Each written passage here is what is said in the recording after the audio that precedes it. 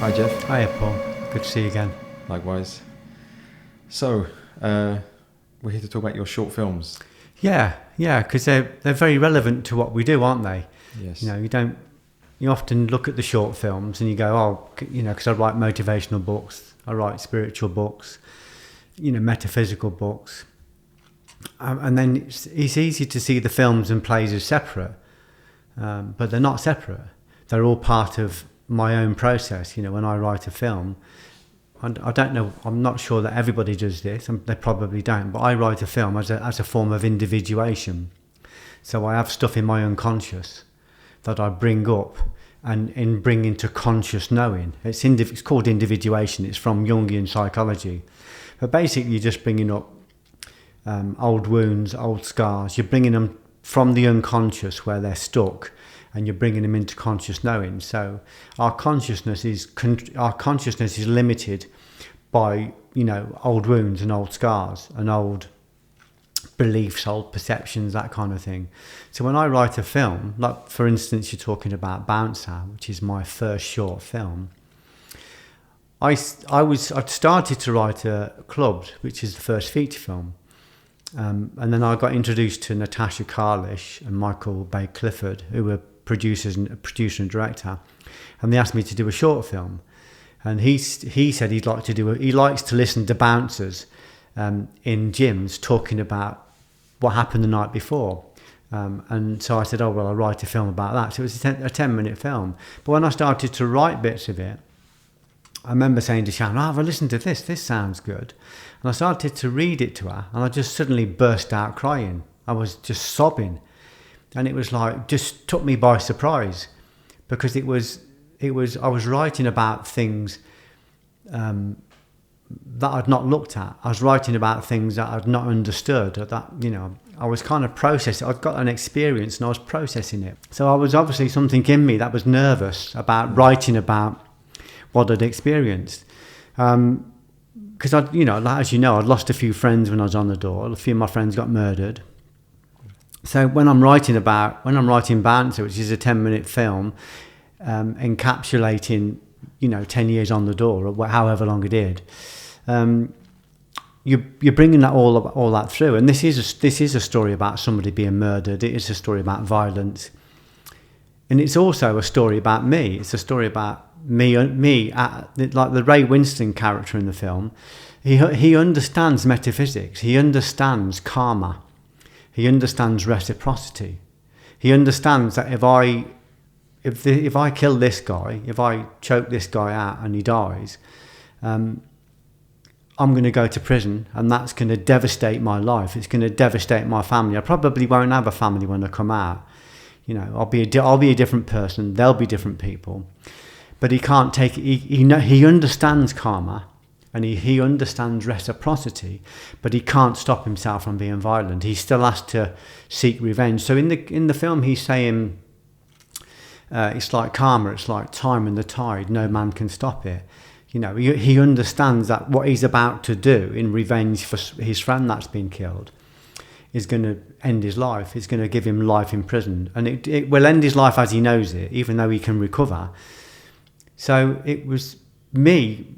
And I've only realised in it, we wonder why sometimes we do these interviews, but when I do these interviews, it's the same thing. I'm unfolding an experience, and I'm telling you about something I wasn't consciously aware of until now. Just now, this second. So I wasn't aware that I was stuck in a karmic loop.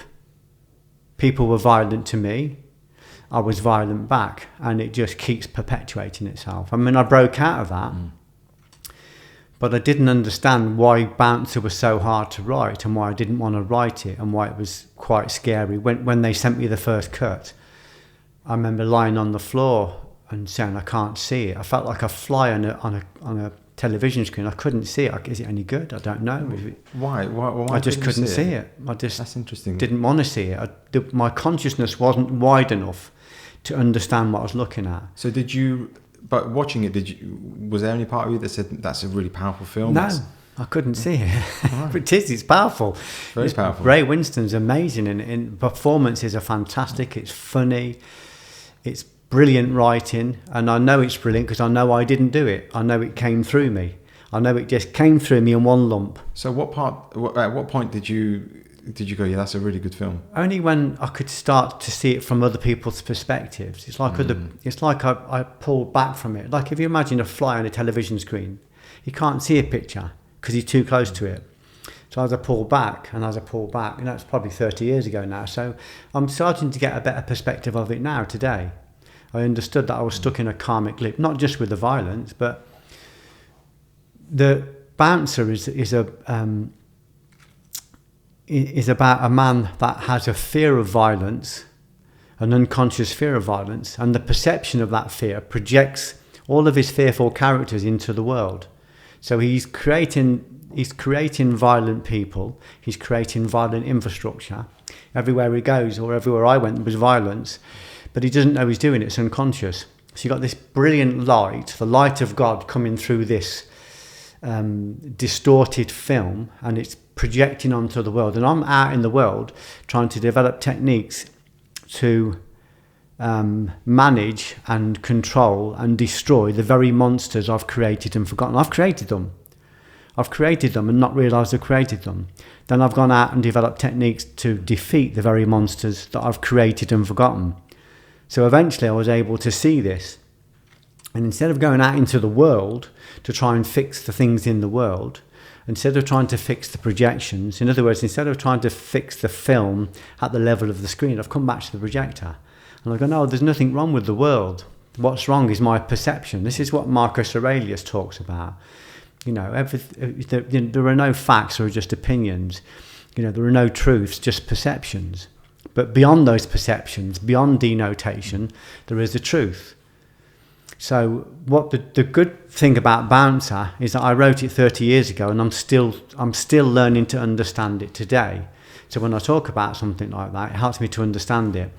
So it enabled me to take the experience, the seed of experience, and I learned a lot from The Door. It was a very metaphysical experience. Write it into a film, and the film's like a wisdom spark. It's like a seed, and that is growing over time, like an oak. I'm mixing metaphors, but it grows over time. So 30 years later, I'm able to understand that film at a level I didn't understand then. At that time, I just knew I was writing the truth. But let's just go back a bit before, because people who are listening to this or watching it, they may not know that was your first film, but your background was completely not in film. I mean, you were a writer, but you managed to tell us a story about how you came to do Bouncer and what happened. I mean, you know, the story that you sent it to Ray Winstone is quite inspiring as well. Yeah, it was. But if I go right the way back, I'd written a book, I'd written Watch My Back. I was going out into the world and I was touring it, and Watch My Back is full of truth. It's full of certainty, or what in Islam they would call yakin, and that was resonating. So I was still working as a bouncer, and I was still working a day job, and I was on talk shows with Hollywood superstars because I had some truth to say. So I'd got no agent. I just kept ringing people until they got me on. I said, I've got something to say. I'm a bouncer and I'm working with violence, and I've got something to say about fear and about understanding fear. So I wrote that book, and it started to ripple out. I remember I was doing a tour of, you know, promoting the book, and I bumped into a guy in a bookshop who was working in the bookshop, and he said, I'm working here as a shelf stacker, as an assistant, but I really want to be a writer. Can I interview you? And I was massively busy at the moment at that time, but I felt a real connection with him. So I said, look, I'm in Huddersfield next week. Why don't we meet there and you can interview me? And because he said, I want to try and sell it to the big issue. So I met him a week later. I ended up spending most of the day with him. It was a really lovely guy called Ben, and I never thought no more of it. I just did the interview. I took my son with me. We drove back, and it was a great day. Then a week later, I get a phone call from his sister, who I didn't know he'd got a sister. I just knew Ben. I only knew Ben. She said, I'm a film producer, and you spent some time with my brother last week. And, you know, he was struggling a little bit. He was a bit depressed, and he was, you know, he was an aspiring writer. He's a very good writer. And she said, I just wanted to say thank you. I said, it's a pleasure. She said, look, I'm a film producer. Would you like to come and meet me and my director? Because we'd love to do a documentary about you. So I said, yeah, I'll come down. So I went down. She said, well, a documentary is a hard sell and we're going into drama. So while we're selling it, do you want to do a short film for us? Because we want to try and do a short film. So I said, yeah, I'll do you a short film. And I knocked out Bouncer. We put it in for funding and we got 10 grand. We got 10 grand straight away, really easily, to make this film. So we sat in the meeting and they were saying, well, who do we want as the lead? And I said, well, Ray Winstone. I said, I've written this for Ray Winstone. And everybody started laughing. And it was like, no, seriously though, Geoff, who do you want? Because, you know, we haven't got enough money to pay for Ray's lunch. I can't remember who said that. We haven't got enough money to pay for Ray's lunch. And I said, well, why don't we ask him? Why don't we see whether he wants to do it? Anyway, they managed to get to him and he loved it. And of course, because we got Ray, we got Paddy Considine, and I've become friends with Paddy. And we got Ronnie Fox, and we got Shaun Parkes, who was brilliant in, you've probably seen him recently in Black Axe. Was it Black Axe? Yeah, Black Axe, yeah. The Steve McQueen TV programme. But anyway, we had a fantastic cast. We shot this film. I didn't know anything about making films. I didn't know how to write a film. I just got a few scripts and read them and thought, well, that's the format. And I just thought, I'll just tell it as I remember it. You know, I'll tell the story as I remember it. So I ended up with this really nice fictional... It's fictional, but it's based on my life. And Ray Winstone turned up and he was amazing. I mean, you know, he was just the most generous guy. He paid for everybody's lunch, and when we did the launch, he paid for everybody's drinks. He didn't take no money. He just said, just give me a driver so I can have a beer at night. And so we ended up with Ray Winstone in this tiny short film. But while we were on the set of that, I met Ray and Ronnie, and they kept telling stories. They're storytellers. So they were saying, Ray was saying to Ronnie, tell Geoff that story about when we was in Glasgow and that girl come up to us with no teeth and says, get me a wee drinky, will ya? And I said, because Ronnie's like an alcoholic and he's in AA and NA, and he's very open about it, you know. And I said, well, my brother died from alcoholism. I said, I could write you a film based just on that. And that was your second film. That was Brown Paper Bag. But without, don't forget that, what did Bouncer go on to do? It was nominated for a BAFTA. Nominated for a BAFTA. I didn't even know what a BAFTA was. I didn't know the film world. I didn't understand it. I wanted to write scripts, but I didn't really understand the world very much. But it got nominated for a BAFTA. That was our first film. Sometimes that's the best way, though, not knowing something. So, yeah. You come up with unique I wasn't chasing it, and it chased me. Because I was there on the screening of Bouncer, and Ray Winstone said that you as a writer, it's a new, fresh voice, and it's quite authentic, and he felt the experience in the writing, which I think that I said that to him. I said he did some stuff in the film that was amazing, because it's a short film, and he said there's more in this than a feature. But I said, where did that come from? He said it's in the subtext. You don't know you're writing subtext. You can't contrive that. You just write. My thing is, I want to tell the truth. I want to show why these people are addicted to violence, why I was addicted to violence. I wanted to show that these people are smart. They know how to deal with violent people. They know how to control their own centre. They know how to control fear. It's quite rare. They get paid 4 times the day rate of a skilled worker for a reason. You know, their life is on the line every time they work, and they are titans. But most of them are pretty smart. You know, even if they can't articulate it, they understand what's going on. They understand that if I do this, there's going to be a consequence, but they can't stop themselves from doing it. And we see a lot of people like that. We know people that overeat, and they know it's bad for them, but they can't stop themselves. We know people that drink and take drugs, or that are unkind, and they know it's not good, and they know there's going to be a consequence, or they have affairs. And they know there's going to be a consequence, but they can't stop themselves from doing it. They're in this loop where they can't break out, and that's what I think the film captured. And it was my first experience of, because once I published the book, Watch My Back, I knew that anything was possible. I had no doubt about that, even though it took me some time to be able to create some of the things I've created. I knew anything was possible. So I'm stood outside this nightclub in Coventry that's owned by my friends Gus and Tracy. And Ray Winstone and Paddy Considine and Shaun Parkes and Ronnie Fox are reading my lines in front of a camera crew, and I've got my kids with me, and I said to them, anything's possible. So once I'd heard Ray read the lines and Paddy, I knew exactly where the dialogue was working and where it wasn't. I could hear it. So it enabled me to trust the dialogue. And the dialogue is obviously heightened, it's poetic, but it's still got that reality, you know. So it really showed me what was possible. And then obviously because I was on that set and because I got on really well with Ray and Ronnie, I ended up writing the next film. But the main thing about that was it was saying to people, this is why I did The Doors.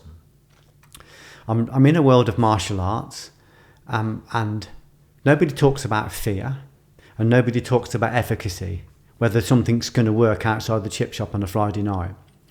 And that's dangerous because they're teaching stuff that won't work.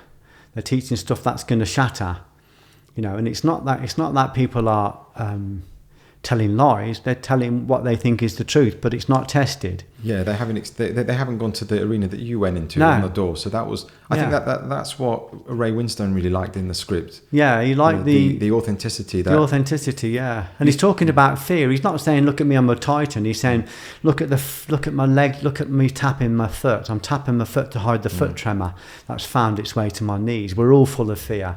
Some of us to the brim. Yeah, there was that great scene in it where he took a drag of his cigarette. Yeah. And it was something that you said. I don't think he mentioned it in the film, but I recognise it from your book where some doormen, when they're really, yeah. He's taking his strap. He's hiding the fact that he's afraid, and he's controlling his adrenaline with a form of diaphragmatic breathing. So he might go, and it just calms his body, so we can talk calmly in front of this maniac with a knife. I mean, you could dissect Bouncer and find so many levels and layers to it. Yeah, I have over the years. I have more and more. It's saying that, you know, that's where I was. The main thing I learned from The Doors, and I only learned, the only reason I learnt this stuff from The Doors, Paul, was because I wrote about it. So if you imagine in Judaism, they talk about the process of creation. They say that we get a spark of light called Hakmah, right? And it's just a spark of light. It's an intuition or a wisdom. And then we could put that into what they call Bina, and we process it. So we make it deeper and wider, a bit like putting a seed into the ground. And then eventually it becomes an understanding. I understand it. And then at some point there's a happy accident where it just trips and it becomes a certainty. So I have an idea that I want to write a book, but I don't think it's possible, not for me. So I take that idea and I process it, and I deepen it and I widen it, and I make it a bit more profound, and I start to find people like me who have done a book. So I go, well, it's possible because other people have done it. It's possible, even though I haven't done it. But I can't see myself doing it. But I keep finding proof that it's possible through this process, and until suddenly I get a deal. I get a publishing deal. And I've got a book in front of me, it's real. Now that's tripped into what they call certainty, or yakin. It means the truth is undeniably right in front of you, it's possible. Now once I've published a book, it's not just like I've expanded my consciousness and I can publish a book. I've expanded my consciousness to a level now where I know I can publish 20 books. 50 books, because I know it's possible. It's just the work you put into it. I know it's possible to do a film and a play. I don't understand films and plays at the time, but I know it's possible. But there was a calling as well for you to express yourself artistically. Yeah, there was a massive calling, and there was a massive resistance. So there's a big part of me, you know, from my childhood, you know, this working class chip, this working class perception that people like us don't write. Maybe not everybody's experienced that, but I definitely did. I was terrified of being pretentious or being seen as pretentious. So every time I went to write a book, every time I wanted to write something, I would be assailed by thoughts, beliefs, perceptions, you know, about my ability to do that. I felt like I was a piece of shit. I felt like I was shit under somebody's shoe. That's how I felt. So I'd have this aspiration to write, and then suddenly I'd be assailed by these voices that said, not you, not today, it's not possible. Don't, you know, get over yourself. Who do you think you are? And those voices were really powerful. And I thought they were my thoughts. I thought they were my voices. They weren't. They were foreign voices. They were voices that had been inherited, voices that I'd been taught. I remember a teacher at school saying to me, I think I was I think I was walking on the grass, and he said to me, "Get on the playground like the scum you are, Thompson." It sticks. And I'm not feeling sorry for myself. I'm just saying, once that's in, it's difficult to get out. So every time you want to write a book, you got that middle class teacher saying you're a piece of scum. Well, it's that Pink Floyd song, "Another Brick in the Wall." You know, if you come out of that wall, then but that's great stuff. All that's good, because it's going, okay, this is my goal. I want to write a book. Well, how do I get to that place? Well, I have to get beyond all of those old perceptions. Those old perceptions are semi-autonomous thought forms. They're parasites. Beliefs, perceptions, cognitions, concepts, precepts. They're living, and it's a living energy form. You know, perceptions can become perversions, which they do. Cognitions can become conflicts. Ideas can become ideologies. You know, you see someone that takes an idea, and you know, millions of people get killed because an idea has become an ideology. People kill other people, or they kill themselves because of a perception or because of a belief. I've seen people kill themselves rather than leave a class, a structure, because their belief in that class is so strong. So it's saying, I want to write a book. These are the things that are in the way, these beliefs. So all of those beliefs I need to address those beliefs. I need to stand in front of them. I need to say to them, qualify what you're saying. So if you imagine a negative pole of energy, right, and a positive pole of energy, this is what they call the law of the cross. So there's a part that's saying, I really want to do this. And there's a part that's saying, you can't do it. It's not possible. When you are able to take your willpower or your causal body and place it between those two forces as a bridge, Ushba would call this the floating bridge of heaven and hell. When you can connect those two energies with this bridge of will force and do the work anyway and plough through the fears and turn up, you can create light. So those forces are no longer dark, and there's no longer light. It's just one force, a third force created by the two together. It's like a light bulb.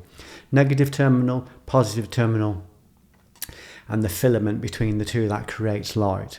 So that's just the basic way of saying it. So what I learned to do was go, okay, I've got a desire to do it, and I've got a lot of fears that don't want me to do it. But when I was on the door, I had a desire to learn what the door could teach me, and a tremendous fear of the same process. When I placed myself between that and acted and did it anyway, there was no longer a negative and positive force. It was just light. Or when I say light, I'm talking about knowledge.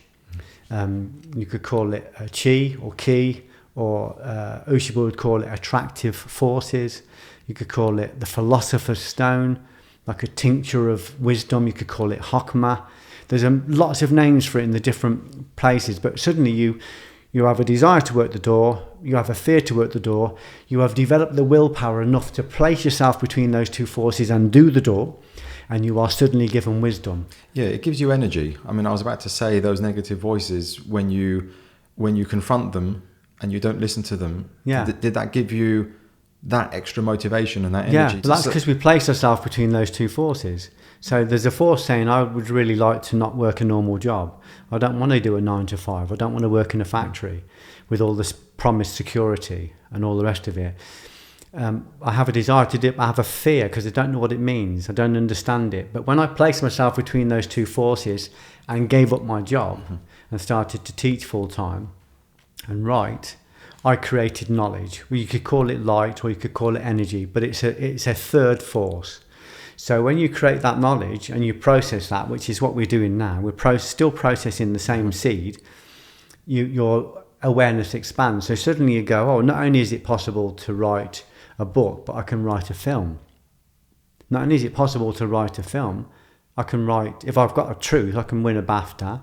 And not only can I win a BAFTA, but that BAFTA can become a key. It's an energy. It's my individuated energy in a form. And people will say, oh, Geoff Thompson's won a BAFTA. Do you think he might come in and talk to the prisoners at our prison? Do you think he might come and do a workshop? Do we think he might come and talk to our leaders, our CEOs? Do you think he might come and talk to the people at the NHS? Do you think he might come and talk to these kids at this school? Why should we bring Geoff Thompson? Well, he's won a BAFTA. So that is the philosopher's stone. That's the energy. When I went to Full Sutton, which is one of the most impregnable prisons in the country, it's an A-class prison. The guard said to me, there was a countless doors before I could get to the centre. He said, "This is the most secure prison in the country. No one can get in. No one can get out." I went there with my BAFTA, every door opened for me. And when I finished the talk with about 50 people who were just like me, they were all in for life, but they were just people just like me. When I finished the talk, I went through all the same doors and got back out again because I had a key. So it's a magic key. It was a symbol, wasn't it, of your... But it's a living energy though, Paul. Of where you put your... It's a manifestation of what you did with your experience, and you put it into an artistic form. But it had to have the truth. It has to have, even though it's a reduced thing, in Judaism they call it Zimsum, when God's energy is too big to be received in this small vessel. So it's reduced, but it's got to be reduced in a way where you don't lose the essence. So it's in a BAFTA, and people go, "Oh, well, it's just a BAFTA, it's an industry thing." But it's not, it's a key. That has taken me to so many places. That came with a responsibility. Someone's going to want me to go and talk to a guy in prison who thinks there's no hope for him. He can't repent because he's murdered somebody or whatever he's in for. And I know he can. I know that there's always hope, but he's got 100 people a day telling him he can't. So I can go and say, "Well, I was just like you." I think that's the key as well. So what you just said, that they needed someone that these people could like identify with and say that, look what he has actually gone on to achieve. And someone's not going to judge them. I can't judge them. How can I judge them? I did so many negative things. I did so many unkind things. I was very violent. People romanticize what I was, but I used to jump on people's heads. I used to, they used to say there was no one in the town better than me for kicking someone's teeth out. So I'm ashamed of it, but it's where I was. But that enables me to stand in front of a prisoner and not judge them. I can't judge them because I've done the same as them or worse. But I can say to them, it's possible for you to change. And I'm certain about that because I've changed. Yes. So there's a responsibility. It's like, my guide said to me, "We're going to free you, Geoff. We're going to show you the way out, but we want you to show other people how to do it as well." That's the body dharma. He's got out of a burning building, and his duty is to go back in and say to other people, "If you want, I can show you how I got out. I don't want you to follow me. I'm not looking for followers. I'm just saying I've got out of that building. And it's possible, and if you want me to, I can show you how I did it." And then they can say, "No thanks, I'm going to stay here and burn," or "I don't know if I trust you." But I can bring them proof from the outside, They need hope and inspiration. Yeah, they need something hope, to look to, because where else do they get this from? Well, that's they the can't thing. Get it from the news, can they? No, so that's why we do, you and Gabriela do the page for me, so that we can just put stuff out there to say to people, this is what I've learned. I'm somebody that's escaped from that. It doesn't mean I'm not working still. It doesn't mean I haven't got things to work on. I'm working on things every day. I'm still having shadows exposed myself. I'm still finding new bits, new levels of shadow that I didn't know were there. But I would imagine that's going to be the way while I'm in a body,